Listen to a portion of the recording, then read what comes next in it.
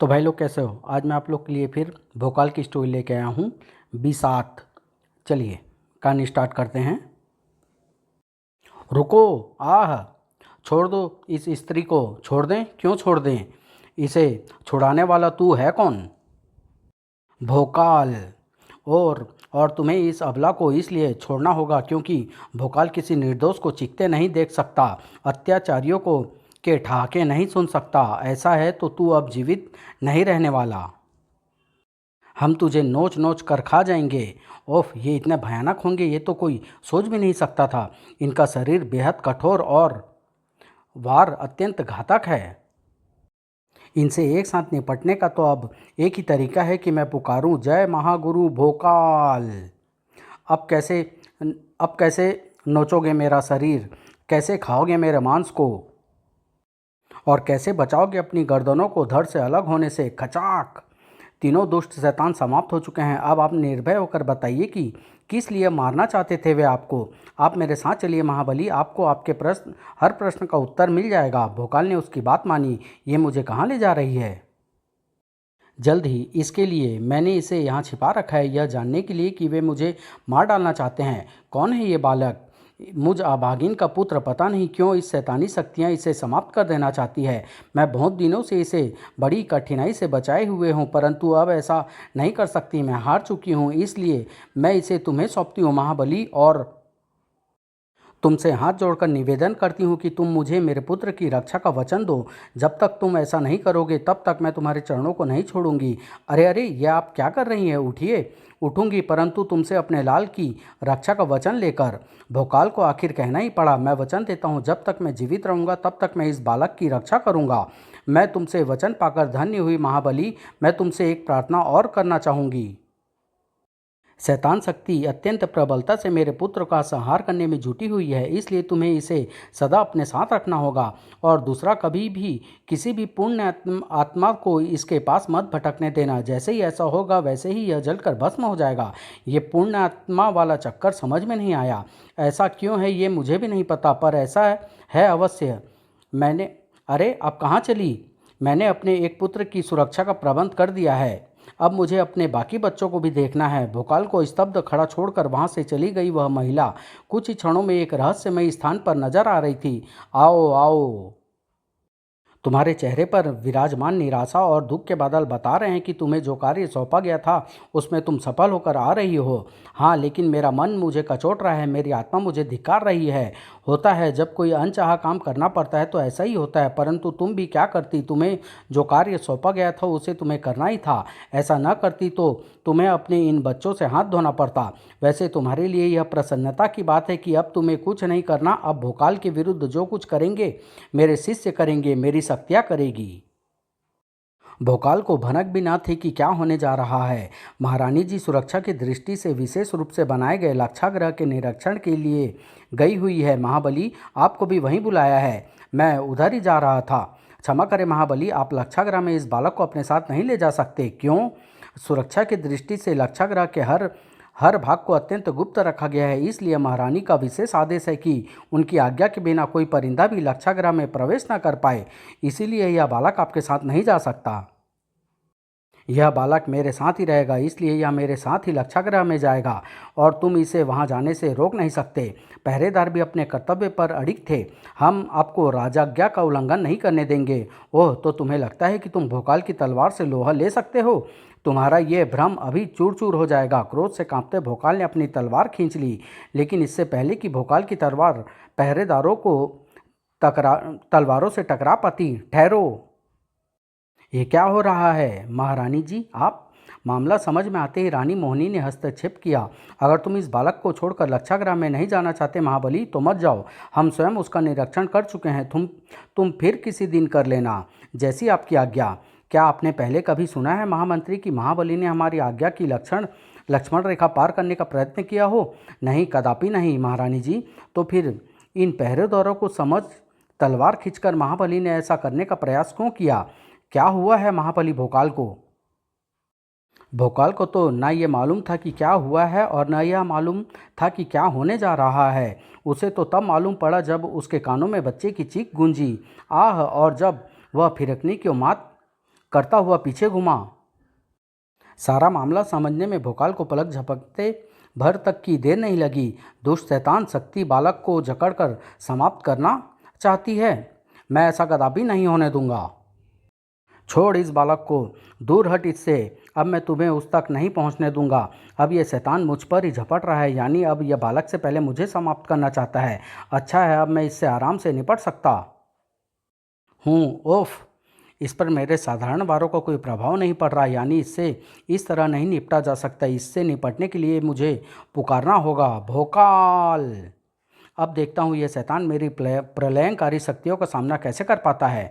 ये तो उस बालक के चीखने की आवाज़ है। ओह, लेकिन उसे हानि पहुंचाने वाला ये शैतान तो उससे दूर है, फिर वह कैसे चीख? ओह नहीं, उसका शरीर तो अग्नि से घिरा हुआ है।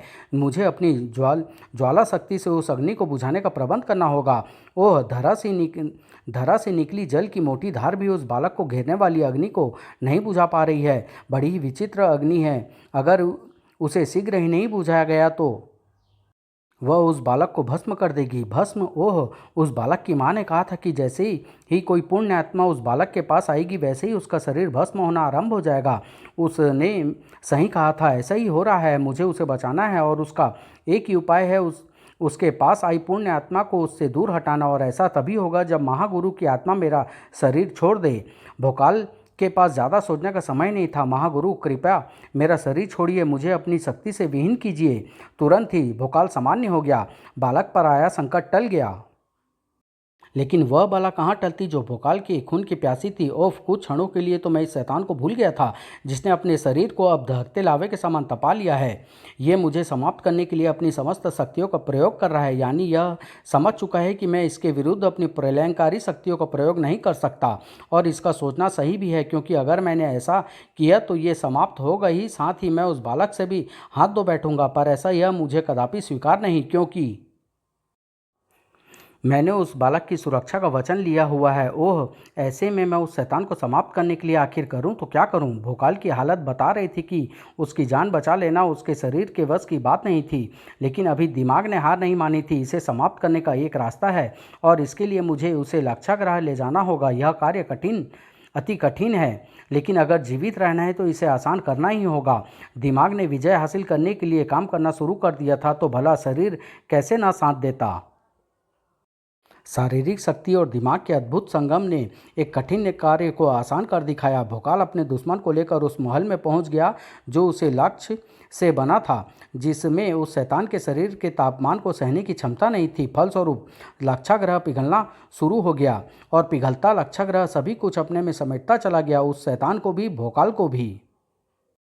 लेकिन उस शैतान की तरह भोकाल उसमें सिमटा नहीं रहा। बहुत ही कम लोग इस लाक्षागृह से बाहर निकलने वाले इस गुप्त रास्ते के बारे में जानते हैं। उनमें से एक मैं भी हूँ।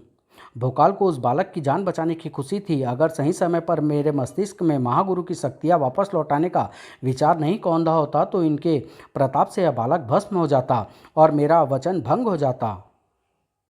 भोकाल का दुश्मन कुछ और ही सोच रहा था। भोकाल ने अपनी भोकाल शक्ति का उपयोग नहीं किया। उसके बाद भी वह ना मात्र बच गया, बल्कि उसने हमारे अत्यंत शक्तिशाली शिष्य को भी समाप्त कर डाला। कैसे कैसे कर पाया भोकाल ऐसा? कैसे? अपनी बुद्धि के बल पर। बुद्धि के बल पर?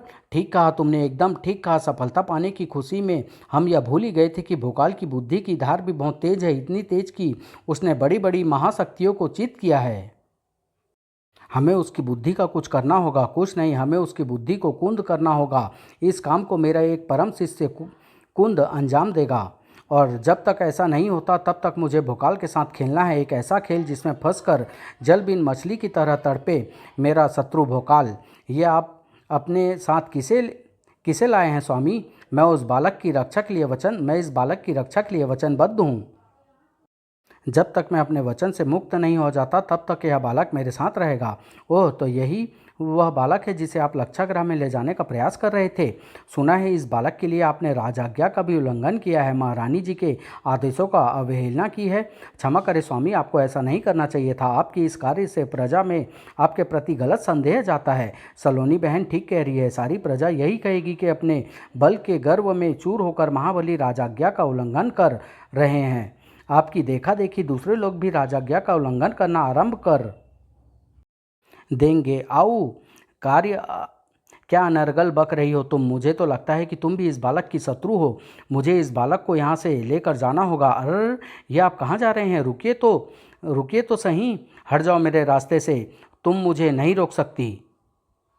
सही समय पर मैं इस बालक को लेकर निकल आया, नहीं तो अनर्थ हो जाता। ये वहाँ एक बार फिर इसकी जान के लाले पड़ जाते। ओह, ये मेरा रास्ता रोके कौन खड़ा है? कुंद है मेरा नाम, और कुंद जिसके भी सामने आता है उसे रुकना ही होता है। बालक के लिए एक और संकट। मुझे रुकना नहीं है, मुझे इसे रौंद कर निकल जाना है। भोकाल के दिल में उठी सामने खड़े कुंद को रौंद डालने की इच्छा भोकाल के दिल में ही रह गई, क्योंकि कुंद नामक वह व्यक्ति एक विचित्र रूप में उसके सामने था, और कुंद उस विचित्र रूप ने पलक झपकते ही भोकाल के घोड़े को धूल चाटने के लिए विवश कर दिया। बच्चे के साथ चीते किसी तेजी से संभला भोकाल। आश्चर्य, ना तो घोड़े के शरीर पर कहीं कोई घाव है और ना किसी घातक प्रहार के चिन्ह। फिर घोड़ा पछाड़ खाकर ऐसे कैसे गिर गया कि उठ ही नहीं पा रहा। ओफ, मेरे इन प्रहारों की बदौलत जो प्राणी के अंगों को घायल नहीं करते बल्कि कुंद करते हैं। मेरे वार तेरे शरीर से टकराएंगे तो अपने आप पता चल जाएगा। ये अपने वारों से मुझे बेहाल करके इस बालक की हत्या करना चाहता है। मुझे इसे विफल करना है। इसके लिए मेरा ना मात्र उसके वारों से बचना रहना आवश्यक है, बल्कि अपने वारों से उसे बेहाल कर भी देना है। सुना है तेरे हाथ में तलवार होती है तो तू बड़ा घातक सिद्ध होता है, इसलिए छोड़ इस तलवार को। ओफ, जैसे ही उसका प्रहार मेरी कलाई पर हुआ वैसे ही मेरी कलाई शून्य हो गई और उसमें तलवार थामे रहने की भी शक्ति नहीं रह गई है। ओह, अब कुंद ने ताबड़तोड़ वार करके मेरे शरीर के अन्य अंगों को अपना लक्ष्य बनाना आरंभ कर दिया है। अब तो उसे ठिकाने लगाने के लिए मुझे महागुरु का नाम पुकारना होगा। नहीं, मैं ऐसा नहीं कर सकता। महागुरु का नाम पुकारने का अर्थ है उस बालक के जीवन से खेलना, और मैं ऐसा कदापि नहीं चाहूँगा। मुझे इससे निपटने का कोई दूसरा उपाय सोचना होगा, और उससे भी पहले सोचना होगा इसके वारों से बचने का रास्ता, जो मेरे शरीर के जिस भी अंग से टकराएंगे उसे ही कुंद कर देंगे। लकड़ी के ये टुकड़े उस पेड़ के हैं जिससे चिपकने वाला पदार्थ निकलता है। वह पदार्थ उनसे अभी निकल रहा है। ये लकड़ी के टुकड़े मेरे शरीर से चिपक कर मुझे इसके वारों से बचा रहे हैं। अब मेरे पास समय है कि मैं इससे निपटने का कोई उपाय सोचूं। वाह भोकाल, जवाब नहीं तेरी बुद्धि का। मेरे वारों से खूब अपने शरीर को बचाया। अब तुझसे खेलना छोड़कर मुझे तेरी बुद्धि को ही कुंद करना होगा, और ऐसा करने के लिए मेरे पास एक ऐसा विशेष वार है जिससे तुझे तेरा देवता भी नहीं बचा सकता। ओह, आह! उसकी आंखें, उसका शरीर, सभी कुछ कुंद होकर रह गया था। भोकाल की हालत पर कुंद ने दिल खोलकर ठहाका लगाया। मुझे जो काम सौंपा गया था वो मैंने कर दिया। विश्व के सबसे बड़े महाबली को मैंने कुंद कर दिया। अब मुझे एक छोटा सा काम और करना है। भोकाल को मौत के घाट उतारना है। ओफ, हमारे होते ऐसा नहीं होगा। जो होगा वह ये कि तू मौत के घाट उतरेगा। ओह, भोकाल की पत्नियां हो तुम। देखता हूँ तुम कैसे अपने पति को बचा पाती हो। ओह, मेरी तलवार, ओह मेरा हाथ। तुम दोनों पीछे हटकर स्वयं को बचाओ। मेरे पास है इस दुष्ट का निदान, उस सप्तबाण संध्यान विद्या के रूप में, जिसके जब तीर चलेंगे तो इस दुष्ट के हर अंग को चीर जाएंगे। आह, कुंद का जीवन समाप्त हुआ तो उसकी शक्तियाँ भी समाप्त हो गई। बालक को संभालो रूपसी बहन, वह अत्यंत भयभीत हो रहा है। जैसे ही तीनों बालक की तरफ बढ़ी वैसे ही भोकाल की आवाज़ उनके कदमों में बेड़िया बनकर लिपट गई। रुक जाओ, तुम में से कोई इस बालक को हाथ नहीं लगाएगा। मैं जानता हूँ तुम उसे हानि पहुँचाना चाहती हो। ये आप क्या कह रहे हैं स्वामी? वही जो तुम सुन रही हो। दूर हटो इससे। आह, तुम तीनों इसकी मृत्यु का कारण बन सकती हो। मुझे तुरंत ही इसे तुमसे दूर ले जाना होगा। ये क्या? उस दुष्ट शक्तिनाशक भस्म? ये तुम्हारी आंखों पर पड़े दुष्ट शक्तियों के पर्दा को हटा देगी। टोटक भैया, आप यहाँ? हाँ महाबली, भोकाल के रहस्यमय व्यवहार के बारे में जानकर मुझे अपने भस्म टोटके को साथ आना ही पड़ा। अब देखना यह है कि मेरा भस्म टोटका महाबली को दुष्ट शक्ति के प्रभाव से मुक्त करता है या नहीं। टोटक का टोटका कभी विफल नहीं हुआ था, आज भी नहीं हुआ। अरे तुम सब यहाँ कैसे? बताऊँगा मित्र, परंतु पहले तुम अपने मस्तिष्क को शांत करके मुझे सारी बात बताओ। इधर ओह, मेरी शक्ति के जिस बंधन ने भोकाल को जकड़ रखा था वह टूट गया। भोकाल को अपने साथियों पर विश्वास हो जाएगा, वह उनका भरपूर सहयोग लेगा। ऐसे में उस बालक की मदद से भोकाल को समाप्त करने का मैंने जो जाल बुना है वह बेहद कमज़ोर हो जाएगा। मुझे अतिशीघ्र कुछ करना होगा, तो तुमने तो कहा था कि जो तुम मुझसे करवा रहे हो उससे महाबली भोकाल को हानि नहीं पहुंचेगी, परंतु तुम सबकी बातों से लग रहा है कि तुम सब महाबली भोकाल को समाप्त करना चाहते हो और उसके लिए तुमने मेरे पुत्र को मोहरा बनाया है ताकि महाबली अपनी प्रलयंकारी शक्ति का प्रयोग ना कर पाए। लेकिन मेरी समझ में यह नहीं आ रहा कि आखिर तुमने मेरे पुत्र के साथ ऐसा क्या किया है। जैसे ही कोई पूर्ण आत्मा उसके पास आती है वैसे ही वह जलने लग जाता है। बहुत दिनों से तू इस रहस्य को जानने के लिए छटपटा रही है, चल आज इसे जान ही ले। हमने तेरे पुत्र के साथ कुछ नहीं किया है। वह है ही ऐसा बालक, एक ऐसे विशेष नक्षत्र में पैदा हुआ है जिसने शैतान शक्तियों अत्यंत प्रबल है, यानी तेरा पुत्र जीता जागता शैतान है। जैसे जैसे उसकी आयु बढ़ेगी वैसे वैसे उसकी शैतानी शक्तियाँ जागृत होती जाएगी। इसलिए हमने तेरे पुत्र को ही अपनी बिसात का मोहरा बनाया। अब वही भोकाल की मृत्यु का कारण भी बनेगा। नहीं नहीं, तो तुम ऐसा नहीं कर सकते, मैं ऐसा नहीं होने दूंगी। ओह, अब तू कुछ नहीं कर सकती। महाबली भोकाल को समाप्त करने के लिए हमने जो बिसात बिछाई है उसमें हमारा मोहरा बहुत दूर तक चला गया है और उस मोहरे को तू क्या विश्व की कोई भी शक्ति वापस नहीं ला सकती। एक शक्ति ऐसा कर सकती है और उस शक्ति का नाम है भोकाल है। वह भोकाल तू यहाँ कैसे पहुँचा? मेरी खोजी टोटके ने महाबली को यहाँ पहुँचाया, तेरी उस दुष्ट शक्ति का पीछा करके जिसने महाबली के मस्तिष्क को जकड़ रखा था। मुझे समाप्त करके अपनी कुल देवी राजलक्ष्मी की प्रतिमा पाने की तूने बिसात अच्छी बिछाई थी तपस्विनी, लेकिन तेरा भाग्य फूटा है जो तेरी ही बिसात पर तेरे ही मोहरों को पीटता हुआ तुझ तक आ पहुँचा। और देख, ये बालक अभी भी मेरे साथ है, मैंने जिसकी रक्षा का वचन दिया हुआ है, और मैं तेरे शैतान शिष्य की दुष्ट शक्तियों से छुटकारा दिलाकर उसकी रक्षा करूंगा भी। तू ऐसा नहीं कर पाएगा भोकाल, क्योंकि ऐसा करने के लिए तेरा हम तक पहुंचना आवश्यक है। ऐसा है तो मैं तुम तक पहुंचूंगा। भोकाल ने जैसे ही कदम आगे बढ़ाए वैसे ही मेरी शक्तियाँ को, जो अदृश्य जाल यहाँ फैला हुआ है, तू इसे अपनी भोकाल शक्ति को पाए बिना नहीं तोड़ सकता। ओह, और यह बात तो तू जानता ही है, अगर तूने भोकाल शक्ति पाने का प्रयत्न किया तो वह बालक दम तोड़ देगा। मेरा यह विकराल टोटका उस शक्ति जाल को छिन्न भिन्न कर देगा। ओह, मेरा टोटका कुछ नहीं कर पाया। मेरे ध्वंसक बाण भी उस शक्ति जाल से टकराकर नष्ट हो रहे हैं। मैं भी कुछ नहीं कर पा रही हूँ, लेकिन मैं बहुत कुछ करूँगा। उस शक्ति जाल को पार करने की ठान ली थी भोकाल ने। भिड़ गया था वह शक्ति जाल की उन असहनीय शक्तियों से। अपनी भोकाल शक्ति के बिना तू इस शक्ति जाल को कभी पार नहीं कर सकता, इसलिए तेरा समाप्त होना निश्चित है, क्योंकि उस बालक की भलाई के लिए तू अपने महागुरु का नाम हरगिज नहीं पुकारेगा। अब तू मरेगा भोकाल, और तेरे मरने के साथ ही मेरा प्रतिशोध भी पूरा हो जाएगा और मुझे राज लक्ष्मी की प्रतिमा भी मिल जाएगी। हमारे होते महाबली को कुछ नहीं होगा, हम उन्हें बचाएंगे। आह आह, भोकाल को बचाने के लिए उसके चाहने वाले भी अपना जान पर खेल गए थे, जबकि भोकाल की मौत चाहने वाले मरेंगे, भोकाल के साथ सब मरेंगे। तेरे पुत्र को मोहरा बनाकर मैंने जो बिसात बिछाई थी वह अब समाप्ति पर है। जा, अब तू जाकर अपने बेटे को गले लगा ले। घबरा मत, इस तरफ से शक्ति जाल में प्रवेश करने से तुझे कोई कुछ नहीं होगा। यहाँ से तू आराम से शक्ति जाल को पार करके अपने पुत्र तक पहुँच जाएगी। हालांकि आने वाले समय में तेरा पुत्र मानवता के लिए बड़ा संकट बनेगा, लेकिन है तो वह तेरा पुत्र ही, इसलिए जा आगे बढ़ और अपने बाहों में भर ले अपने पुत्र को। और हाँ, जाते जाते उस महाबली की मृत्यु का नज़ारा करना मत भूलना जिसे तू बचाना चाहती थी। नहीं, मेरे होते महाबली भोकाल नहीं मर सकता। मैं उसे नहीं मरने दूंगी, नहीं मरने दूंगी। अपने जिगर के टुकड़े को निहारती उसकी आंखों में कठोरता ने डेरा जमाया हुआ था। ऐसे में भला उसकी बाहों में ममता कहाँ से आती। कुछ ही क्षणों में हलक फाड़ कर चीख रही थी वह, महाबली, अब तुम स्वयं को बचाने के लिए अपने महागुरु का नाम पुकार सकते हो। जिस वचन से तुम बंधे हुए थे वह टूट चुका है, क्योंकि जिसे तुमने बचाने का वचन लिया था उसकी सांसें की डोर टूट चुकी है। ओह, ऐसी हालत में भी स्तब्ध रह गया भोकाल, लेकिन यह समय स्तब्ध होने का नहीं था, यह समय तो था पुकारने का। भोकाल, अपने महागुरु का नाम पुकार कर भोकाल उन शक्तियों को प्राप्त कर चुका था और प्रलयंकारी और दुष्ट शक्तियों की नाशक थी, जिसके सामने ठहरने वालों को मृत्यु के सिवा कुछ नहीं मिलता।